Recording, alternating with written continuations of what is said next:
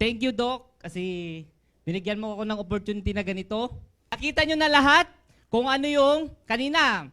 May crew, di ba? Jollibee crew, OFW. Ngayon naman, Sir Ma'am, isang pulis na bago ang buhay.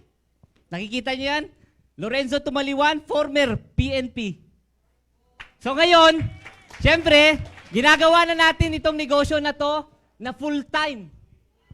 Imagine nyo, PSSG, 32,000 ang sinasahod.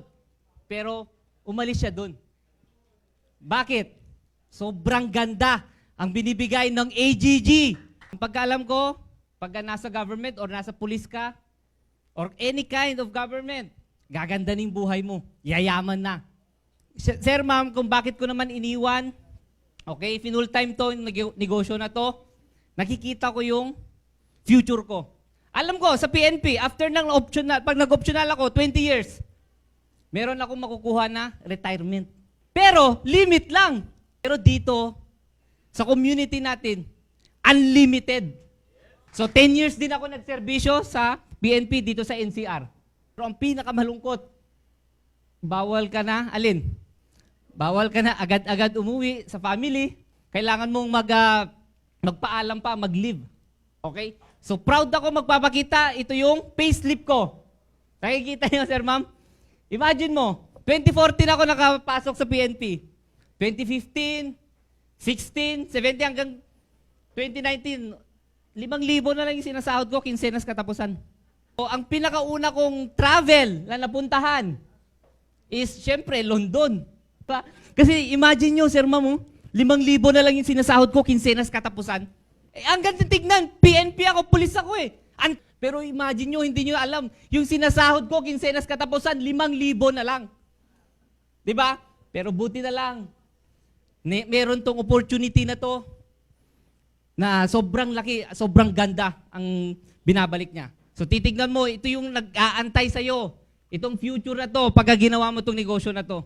July 25, 2025 ako nag-resign sa PNP. Pero sa 6 years ko na part-time na ginagawa yung negosyo.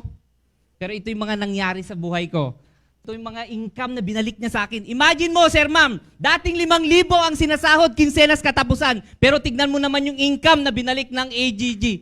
Okay, dating pulis, 5,000 yung sinasahod, pero ang ganda naman ng trabaho niya, pero bakit niya iniwan yung pagiging pulis niya?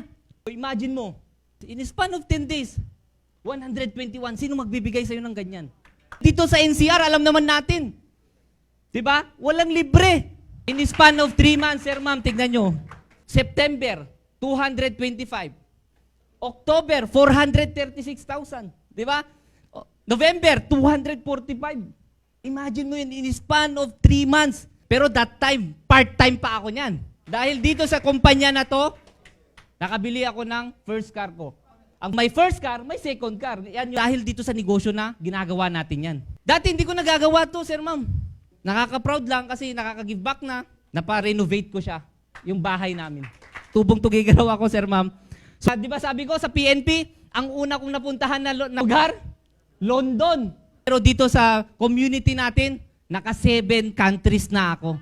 Hindi ko rin naman makakuha yan sa PNP eh.